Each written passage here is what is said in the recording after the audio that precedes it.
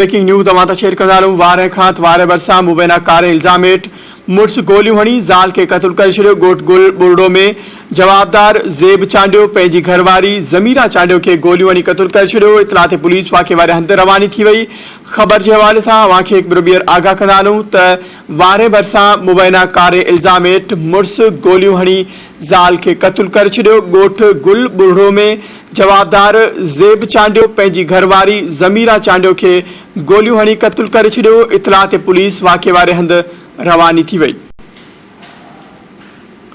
ख़बर के हवाले से अव्हांखे आगाह करे रहिया आहियूं। या ब्रेकिंग न्यूज़ अव्हां सां हिकु भेरो ॿीहर शेयर कंदा हलूं। वारे भरिसां मुबैना कार इल्ज़ाम हेठि मुड़ुस गोलियूं हणी ज़ाल खे क़त्ल करे छॾियो। ॻोठ गुल बुरड़ो में जवाबदार ज़ेब चांडियो पंहिंजी घरवारी ज़मीरा चांडियो खे गोलियूं हणी क़त्ल करे छॾियो।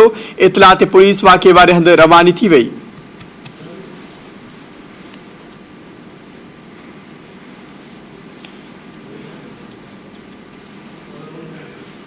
खबर के हवाले से नाज़रीन अव्हांखे आगाह करे रहिया आहियूं। या ब्रेकिंग न्यूज़ अव्हां सां हिकु भेरो ॿीहर शेयर कंदा हलूं। वारे भरिसां मुबैना कार इल्ज़ाम हेठि मुड़ुस गोलियूं हणी ज़ाल खे क़त्ल करे छॾियो आहे। इन हवाले से वधीक तफ़सील मालूम कंदासीं। धरती टीवी वारे जे रिपोर्टर ज़हूर चांडियो असां सां लाइन ते मौजूदु आहे। जी ज़हूर, अपडेट कजो, वधीक छा तफ़सील आहिनि? जी बिल्कुल अव्हांखे ॿुधाईंदा हलूं त वारे भरिसां गुल बुरड़ो में ज़मीरा चांडियो खे मुड़ुस आहे ज़ेब चांडियो जंहिं गोलियुनि जा पैर करे क़त्ल करे छॾियो आहे। हिन हवाले सां पुलिस जो चवणु आहे त असीं लाश खणण वञी रहिया आहियूं। हींअर ताईं लाश अस्पताल न पहुतो आहे। जी वॾी महिरबानी अपडेट करण लाइ।